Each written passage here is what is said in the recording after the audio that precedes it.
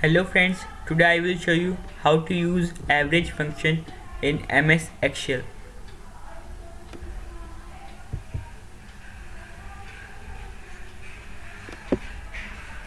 First, type is equal to in cell where you want to perform calculation.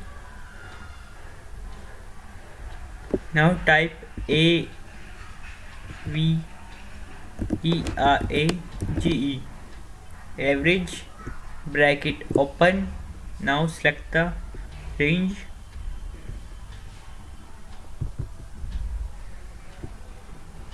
Now we have to press enter.